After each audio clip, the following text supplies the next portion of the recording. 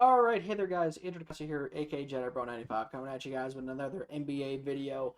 And in this video today, I actually wanted to talk about the trade deadline from yesterday. Now, I decided to wait, again, like I do with some of my NBA takes, I decided to wait a day, get my thoughts together, see what other people are saying, and see if I agree or disagree with them, and then come to give my opinion on them, because I don't want to jump the gun and come across as somebody who is just making a video because it's, just something I do. So, with that out of the way, I wanted to talk about some of the trades that happened today in the NBA. Obviously, I'm not going to go through every single trade because that would just take too long. But I wanted to touch on the important trades and the more impactful trades, and some players that were not traded that I absolutely think they should have been, and I have no idea why they didn't trade them. So with that out of the way, the first trade is the Al-Farouq Amino Nikola Vucevic to Chicago trade. Chicago picked up Nikola Vucevic and Al-Farouq Amino, and in exchange, the Bulls send Wendell Carter Jr. and two first-round picks to the Orlando Magic. Now, for the Chicago Bulls, they actually, I wouldn't say they're the biggest winners of the trade deadline. Also, as I'm reading this right now, I completely forgot Otto Porter was also being sent to the Chicago Bull to the Orlando Magic. So the Bulls get off of that Otto Porter contract. Who, don't get me wrong, Otto Porter is a good player, but for the amount of money he's receiving, yeah, no, he's just not worth that. Um,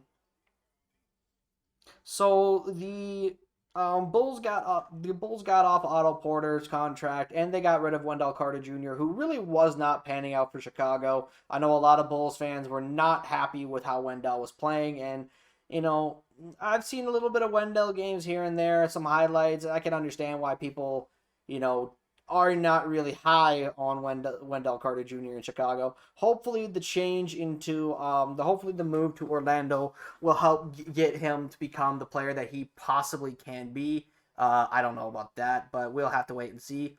But I do like the fact that they got rid of him. Now, as for Chicago, they did pick up Zach LaVine, some immediate offensive help in Nikola Vucevic, who is a quality big man scorer, one of the more versatile, if I wouldn't say the most, but one of the more quality, versatile big man scorers in the league, as he is and has the ability to space out the floor to the 3-point line. And also, he's a good rebounder for who he is. Now, defensively, there is a bit of a drop off as Nikola Vucevic isn't tremendous, but I think the Bulls are more focused on right now trying to get the offensive pieces around Zach LaVine, so that way he can stay long term. Because after this season, he is a free agent in the summer of 2022. So I do like this move for Chicago. So with that being said, that is the Chicago Bulls Nikola Vucevic deal. Now moving on to the Boston Celtics, they picked up a couple of players today. The first is they picked up the services of Evan Fournier from, ironically again, the Orlando Magic, and in return, all the Magic got were second round picks. That's it. And it's a bit of a shame because I would have felt like Evan Fournier would have brought back maybe a little bit more than that. But I mean, they got their second round picks, and the Celtics did pick up a good floor spacing player who can who can come off the bench. And while while that is good that they have a player that can come off the bench, realistically speaking, I don't necessarily know if that does help them, as also one of their issues is potentially the defensive side of the ball, and losing, getting rid of two for a second round, getting Evan Fournier, who isn't a great defensive player, but he can hold somewhat of his own. But he's not really that good defensively to where you can be thoroughly comfortable with the Celtics making this trade. But then again, it's bench scoring, and the Celtics desperately needed bench scoring because having outside of Jaylen Brown, Jason Tatum, and Kemba Walker, who was not traded, surprisingly, I thought he was going to be. Um, with those three, all starting, you really don't have much coming off the bench, and Evan Fournier can provide that. So that's a good pickup for the Boston Celtics in that regard. Now, moving on to the where is it? Now moving on to hang on, where the hell? Oh yeah, moving on to the Toronto Raptors and Portland Trail Blazers. The Raptors are traded away Norman Powell in exchange for Gary Trent Jr. and Rodney Hood.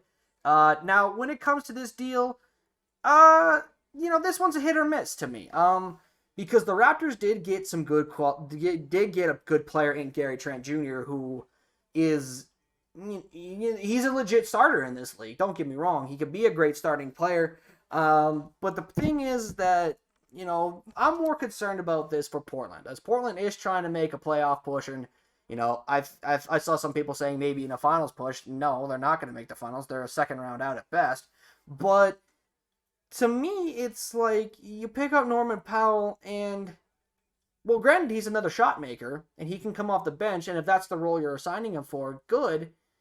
But if you're trying to think of him as insurance policy for CJ McCollum, you're probably more likely able to probably keep that with Gary Trent Jr., as Gary Trent Jr. is also a solid defensive piece, and Norman Powell, he's a good energy guy. He comes off the bench, but defensively he's a little on the downcline. I would say that he's not as good as he used to be. He used to be a very decent defensive player, but now he's on the downcline because of his age. But hey, I mean, even then, the Blazers got somebody that can come off the bench and provide some bench scoring outside of along with Carmelo Anthony. Now, moving on to the Philadelphia 76ers, they actually partaked in a 3-team trade with the Thunder and the New York Knicks. So looking just a little closely, the Sixers ended up picking up George Hill for Tony Bradley, Terrence Ferguson, and 2 future second-round picks to the Knicks, I believe. The Knicks will get the second-round picks and will get Terrence Ferguson. And Austin Rivers was traded from the Knicks to the Thunder as part of this 3-team trade. So talking about the Knicks, they get an uber athletic player in Terrence Ferguson, who can provide some more energy for the Knicks, who are looking to make a playoff push. So I don't really have anything to say about that. The Sixers picked up a good backup guard in George Hill, who defensively is still pretty stout. He can handle the ball, create offense off the dribble, and he's also one of the best shooters in the whole league. So I actually really do like this pickup for the Sixers, as that was something that they did really need. And then when it comes to the Knicks getting rid of Austin Rivers, I think that was needed, as the Knicks, I've heard people say that they had way too many ball handlers on that team, so they had to get rid of them. So that way they could, get rid of a ball handler and get somebody who is, not dependent with the ball in their hands. So if that is the case, then I really do like the fact that they got rid of Austin Rivers to Oklahoma City, where his contract can end and he can become a free agent, because Oklahoma City is rebuilding. Now, moving on, Houston Rockets actually picked up Victor Oladipo from the Houston Rockets. The Miami Heat picked up Victor Oladipo. And according to this, realistically speaking, the only thing the Heat got for Victor Oladipo was, I think it was cash and something like that. Let me just have a look. But yeah, they picked up Victor Oladipo from the Houston Rockets, and don't get me wrong, it was a good pickup for Miami. They needed another shot creator and a good defensive player to play alongside Jimmy Butler and Bam Adebayo. But I would have felt like, it's really kind of sad that now the James Harden trade has basically yielded nothing back for the Houston Rockets. They blew basically all the assets they had from the James Harden trade, and they just basically traded him off to Miami. So that is, it's unfortunate for Houston, but it's clear that they're rebuilding. They're trying to start over and, try and work their way back up to being a contender. Hopefully they can in the next 5 years, but yeah, it's not looking good. Now, as I also record this video, I am not, this hasn't been confirmed yet, but LaMarcus Aldridge, this has been confirmed. LaMarcus Aldridge has seeked and gotten a buyout from the San Antonio Spurs. So finally that is now done and the Spurs can move on. But when it comes to the front runners, Miami has emerged as the front runner to land LaMarcus Aldridge, which I actually am a big fan of, as LaMarcus can either start or come off the bench and be a quality centerpiece to the team. And hopefully they can make it back to the finals because, you know, they started off pretty slow, but Miami's picked up their play, especially now that everybody's getting healthy again. And with them landing LaMarcus Aldridge and getting rid of what's his name, Myers Leonard, I can't remember. You know, the dude's a piece of shit and should never be remembered. Anyways, with them getting rid of his pathetic racist piece of crap ass, you know, they can actually try and make it back to the finals and, you know, I won't say win the trophy, but put themselves in a position to do so. And then the last trade I wanted to talk about that was something that really did catch my eye. Where is it? I think that was actually that was the only trade. That was the last trade, actually. My apologies. That was the last trade that really caught my eye and made me go, okay, what the hell? Now, some players that did not get traded that... Oh, no, there was one more. I remember now. The Clippers actually traded Lou Williams away to the Atlanta Hawks and in return picked up Rajon Rondo. I think there was a pick and some cash considerations involved too. This is a win for both teams as, well, the Hawks get rid of Rajon Rondo, who they weren't playing apparently that much, and he's just wasting time in Atlanta. And also the Hawks get a off-ball shooter that can space out the floor. It doesn't help their defensive issues by any means, but it does make it so that way they can, you know, get somebody who doesn't depend on the ball in his hands.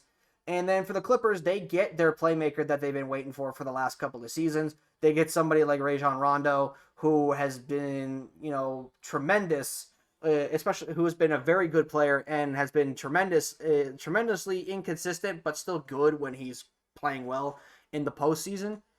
But at the same time, though, it is what it is. Both teams got a good deal out of this, and I'm not really complaining. And the Clippers got the lead guard that they needed. So now it just becomes the question of, can this become a champion? Now, can this team actually make the finals and win a championship for the Clippers? I would still say no.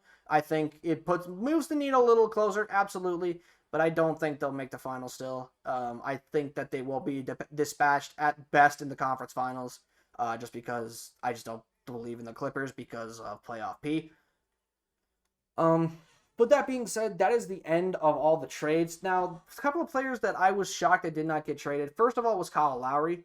You know, there were rumors flying that he was going to be traded and he was going to get dealt, but the Raptors ultimately decided to keep him because I guess they just could not figure out the pieces to figure out the best way to pick him up, to get rid of him and get something good in return.